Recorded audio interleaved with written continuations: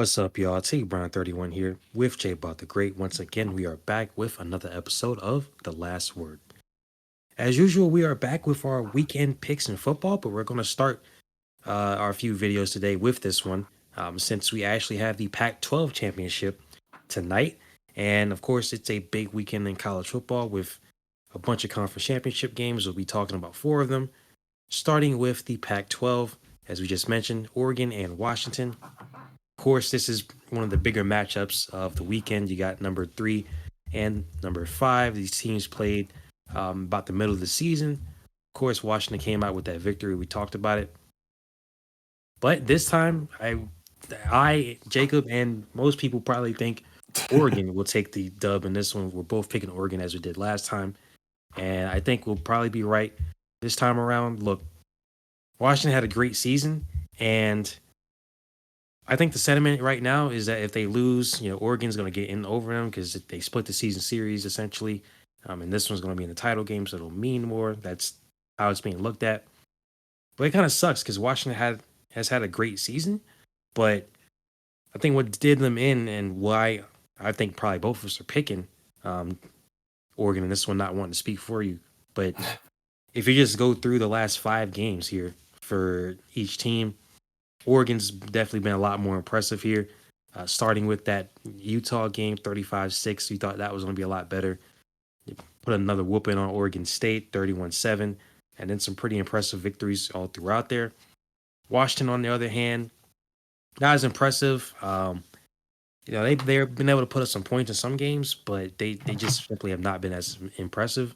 And Oregon has really been, for the most part, flawless since that loss to Washington. So, unfortunate if Washington loses and they miss the playoffs, but I definitely think Oregon's going to take it this time around.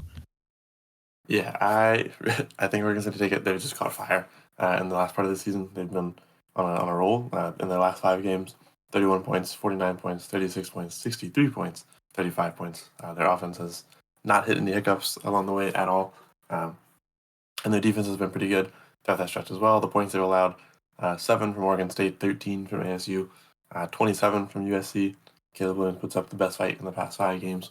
19 from California, and then 6 from Utah. So they have been on fire on both ends of the ball, whereas Washington has played good. They played winning football, but they have played really, really close in all their last 5. 42-33 against Stanford, 52-42 against USC, 35-28 against Utah, 22-20 against Oregon State, who Oregon beat 31-7, and then 24-21 against Washington State. So they've been in a close game, almost a 1 possession game in every one of the last 5. Now they have been able to come out on top of those. I've been a big fan of Michael Penix Jr. and this Washington team all season. I'd really hate for them to miss the playoffs. And I'm going to say that although I'm picking Oregon because I think they'll win, this is one time where I will be transparent and say that I want Washington to win. I think it'd be great.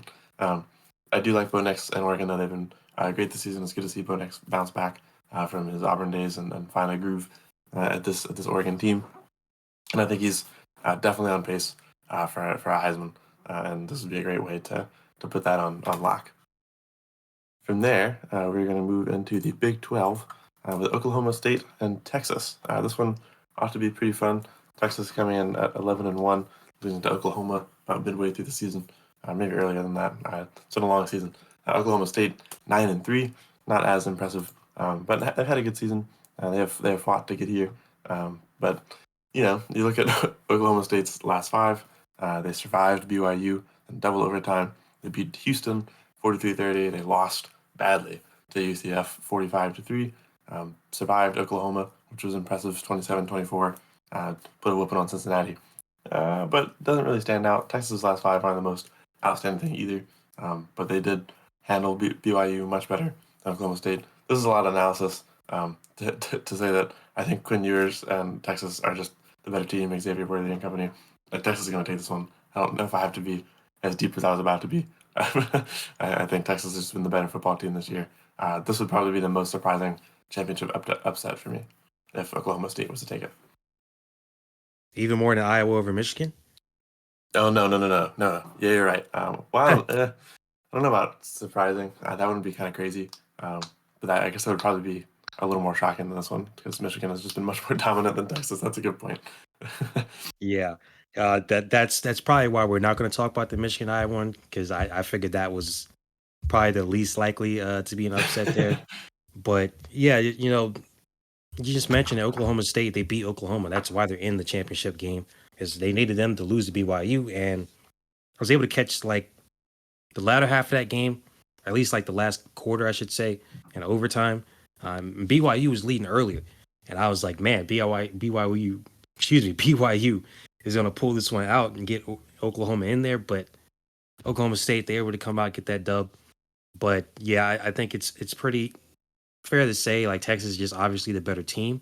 That one loss again being to Oklahoma in the last few plays of the game. So yeah, this one might be a surprise, but I don't think so. Considering how good Texas has been, pretty much the entire season. Of course, their marquee win over Alabama, who we'll talk about in just a second here. They've just been really good all season. They're clearly the best team in the Big 12. I think that'll continue there. So both going with Texas. And then of course we move to the SEC title game, Bama and Georgia. And this script looks a little bit familiar. A couple years ago we had a undefeated Georgia team, number one in the country, going up against a one-loss Bama team who lost to a Texas team, not the same Texas team, but a Texas team. Um, in the season, of course, losing to Texas A&M just 2 years ago. And this one, though, I feel like, you know, it's interesting because it seems like everybody's so sure that Alabama is going to be able to upset Georgia. And I know Georgia, some of these games that they've had weren't that impressive. I mean, the Tennessee game was an absolute demolishment. So I don't get that sentiment there. I mean, obviously Georgia Tech, it's a rival, like things happen. So, we talked a lot of times this season about Georgia, it's not super impressive early on, but then they turn it on at the end of the game, kind of like what Alabama's done all season. But yeah, I just don't get the sentiment that Alabama is like surefire going to win because it seems like everybody's talking about it like, okay, Alabama's definitely going to win this one and then cause chaos in the rankings next Sunday, which maybe, but we do not think that. We're both going with Georgia in this one. I think, again, Georgia's been clearly the better team.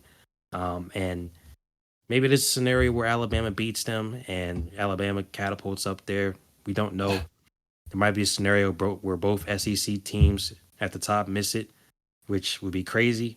I'm sure there'd be riots down south, but saying that as somebody that's in the south, I think I just don't see Alabama winning this one. I'm sure they'll play a lot better than they did against Auburn, and we talked extensively about that game.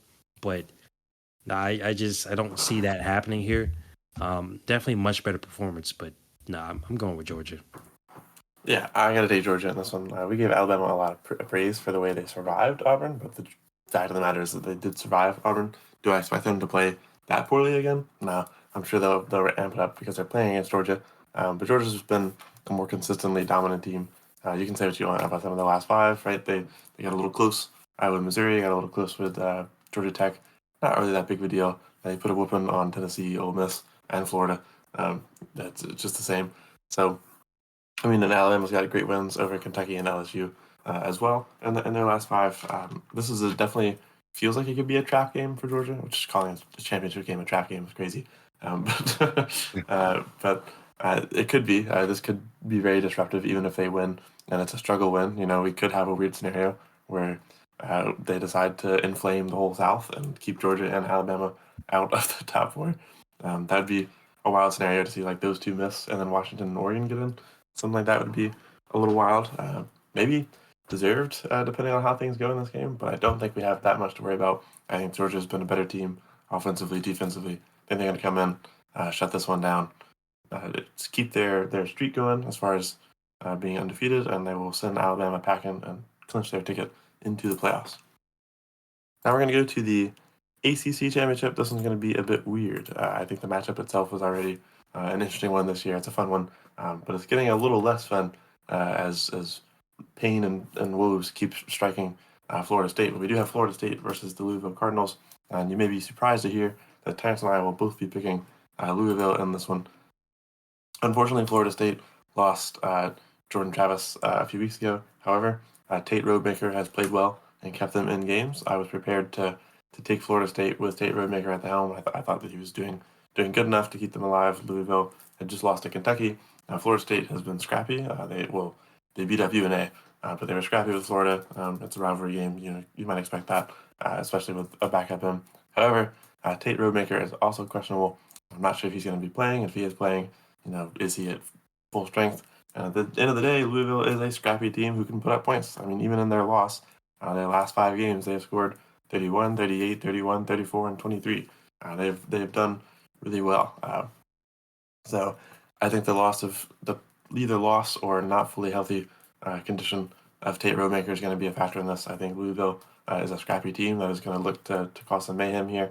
And I think that this could be a trap game for Florida State. And this one is one that could also maybe open the door for, if Washington loses to Oregon, if Florida State goes down to Louisville, maybe that gives them a bit of leeway to stay there. Or if, Alabama and Georgia end up in a situation where they both have one loss, Florida State loss, and maybe give them a door to both get in, something like that. So this one's got some big implications. Unfortunately, it's going to be not the Florida State we've watched for most of the season because of the QB issues.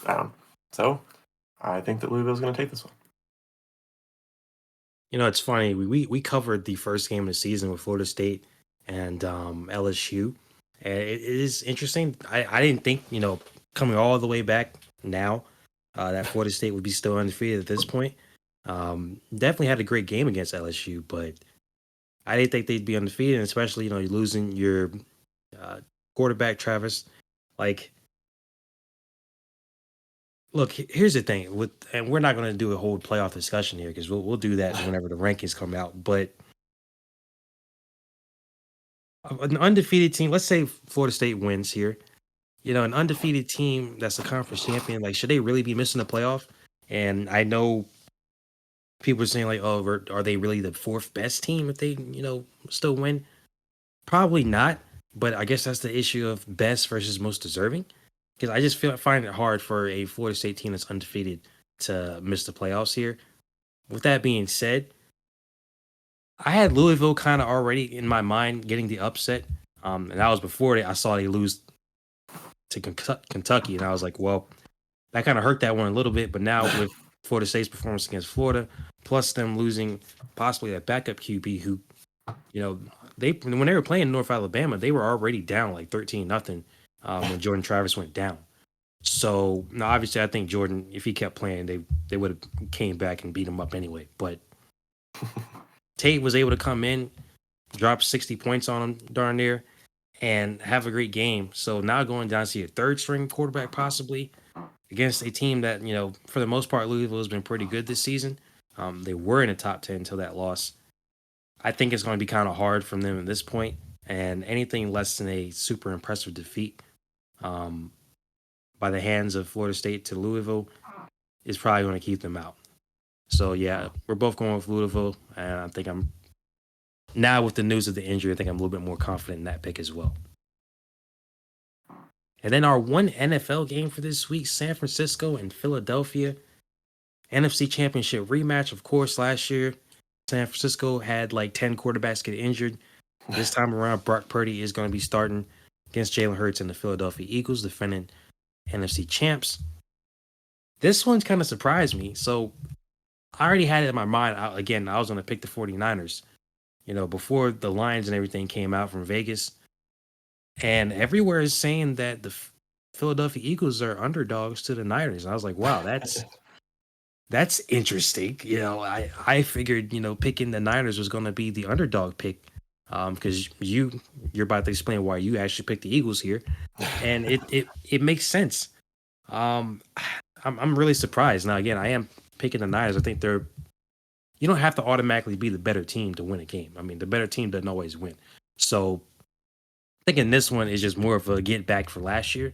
I think Eagles still probably would have won last year, and it doesn't really matter who could have, who should have. Doesn't matter. The game was played. What happened. But I definitely think this time around, Niners will get their get back. But I am very surprised to see that so many people are pretty much guaranteeing a Niners win and not really giving the Eagles much of a chance. Yeah, I think it's an interesting thing. I was a little surprised as well to see that they're underdogs. They're the underdogs the first time this season, I believe, because I think they were still projected to beat the Chiefs, which they did.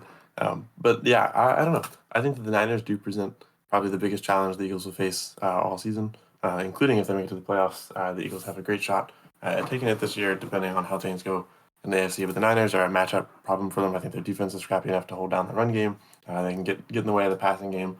If there's a defense that could, stand up to the QB sneak, this Niners defense could be the one. But I think the Chiefs are on a roll, and they are rolling through some really good teams. They have been through their gauntlet right now. They've in their last 5 have pretty confidently handled Miami. They survived Sam Howell again, beat Dallas, survived KC. Had a great win coming back against KC and against Buffalo. I think they're poised for this kind of game. So realistically, I think that the Niners are going to make this tough. I think this is going to be a close game. We could see another overtime game, and then in overtime, it might actually come down to who gets the ball first. But just if it gets in that close game scenario, the way the Eagles have been playing, just the way their offenses looked, I'm going to assume that if it does get to a close game scenario, that the Eagles are going to be a little more resilient, a little more ready to come out of this one.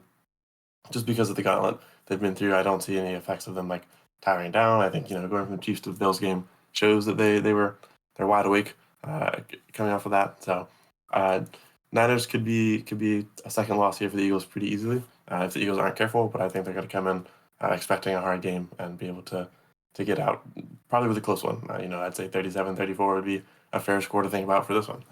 But I do think the Eagles come out on top.